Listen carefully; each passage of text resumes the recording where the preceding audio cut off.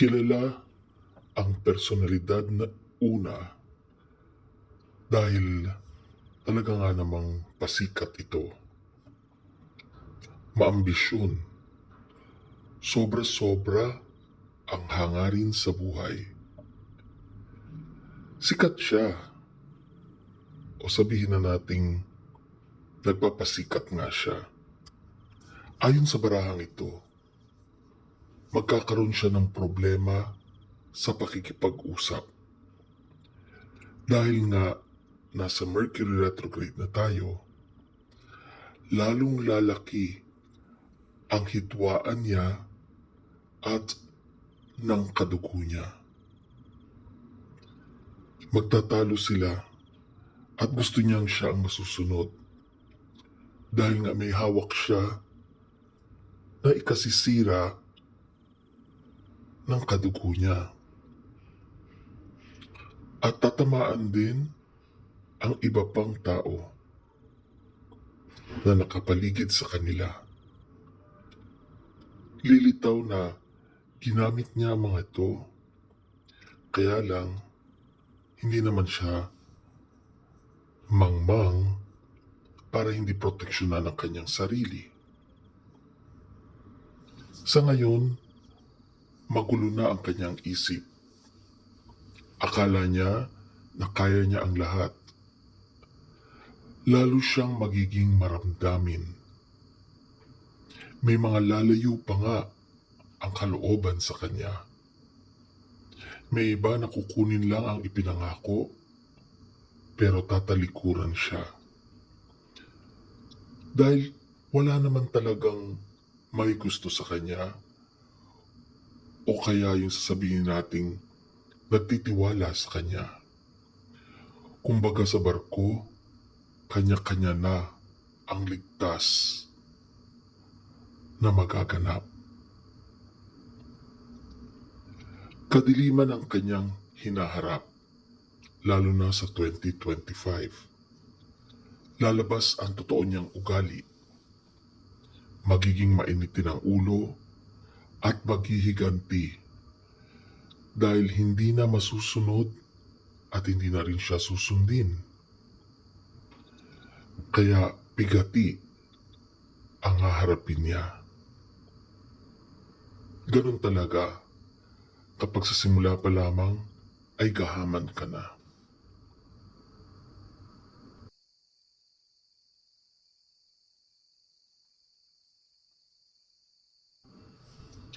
Ang ikaliwang personalidad ay masalimuot ang buhay. Dating masiyahin, kaya lang maambisyon. Marami siyang gustong patunayan sa sarili niya at sa mga kamag-anak niya. Dahil nga maliit ang tingin sa kanya at gusto niya maghiganti. Kaya buong buhay niya mababa rin ang tingin niya sa kanyang sarili. Kaya ngayon na nagkaroon na siya ng pagkakataon, talagang maghihiganti siya. Subalit sa mga nangyayari ngayon, tutuunan na niya ng pansin ang sariling pamilya. Lalong-lalo na ang mga ari-arian. Ayaw niyang mawalay sa mga ito. Bagamat malayo ang kanyang kalooban, mahalaga pa rin sa kanya ang kanyang pamilya. At lalong-lalo na ang ipinagmamalaki niyang napag-ipunan at naging kanya. Lalaban siya at lalaban, wag lang mawala ang kanyang pinaghirapan. Gagamitin niya ang mga tao sa paligid niya. Pero yun nga lang, liliit na ang mundo niya. Matigas pa rin ang kanyang ulo. Ipipilit niya ang sarili niyang kagustuhan na akala niya ay makatutulong pa rin sa kanya.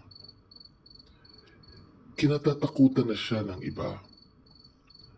Malambing siya sa mga taong kaya niyang paikutin sa kanyang mga daliri. Subalit ngayon, nahihirapan na siya dahil wala siyang maaasahan kundi ang sarili niya. Kaya nga naguguluhan siya. Magkukunwaring wala siyang problema, haharap sa madla na pangiti-ngiti, pero mapapansin niyong malayo ang kalooban nilang dalawa sa isa't isa. Medyo magulo at mas salimuot ang kanyang haharapin, lalo na sa 2025. Dahil sa sariling kagagawan, wala siyang ibang masisisi kundi ang kanyang sarili. Dahil nga masyado siyang nakatuon sa sariling akala niya siya lang ang tao sa mundo.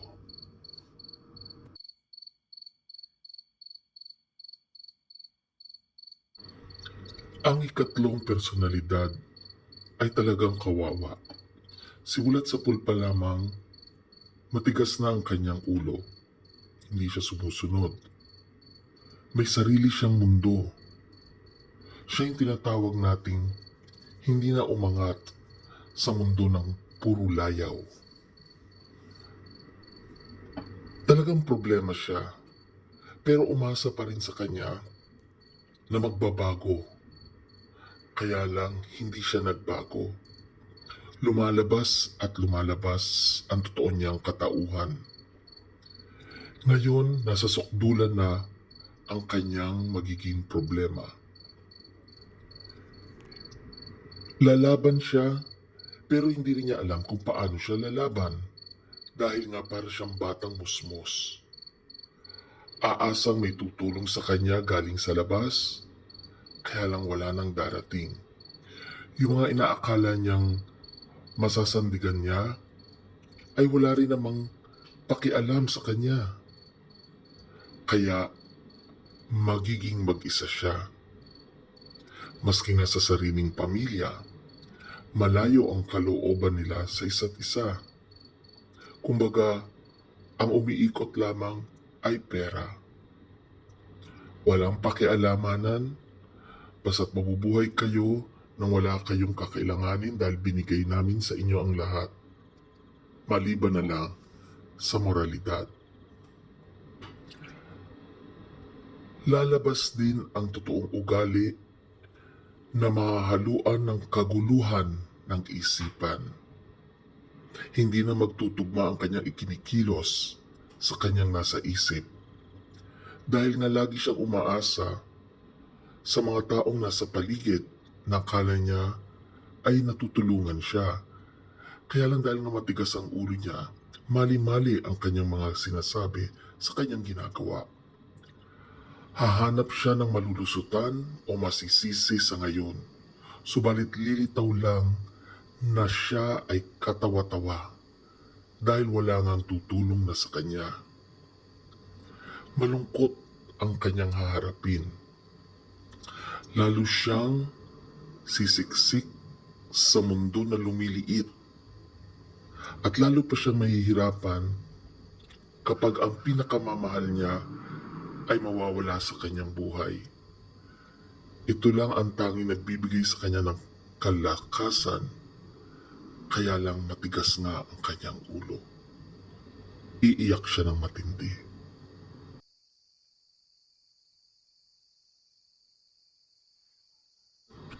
Ang ikaapat na personalidad ay saksakan ng yabang. Bilib na bilib sa sarili niya at akala niya ay kaya niyang paikutin ang lahat ng tao sa kanyang mga daliri. Lumaki kasi siyang mag-isa at hirap na hirap sa buhay, kaya ayaw na niyang balikan yun.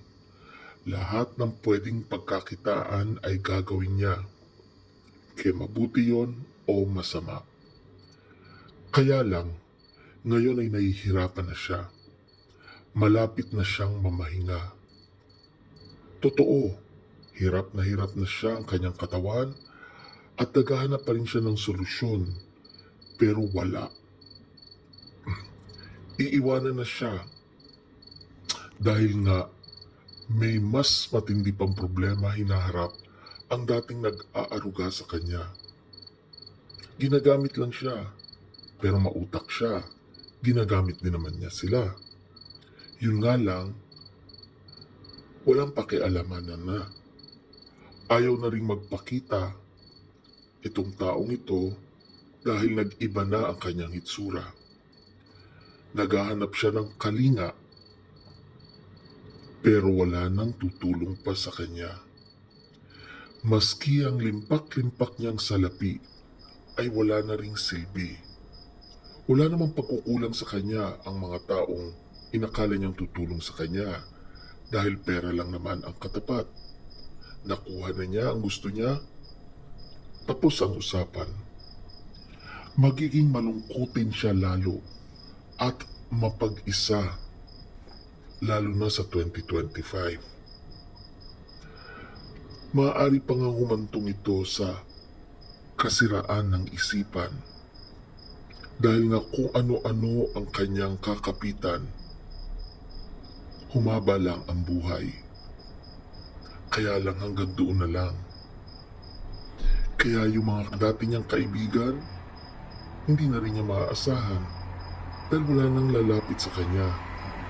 Sinira niya. Hindi lamang ang mga ugnayan at relasyon niya, kung hindi maging ang sarili niya. Sinira niya.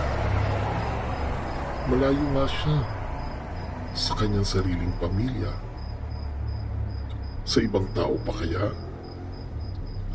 Malungkot ang kanyang sasapitin at haharapin kung siya ay tatagal pa.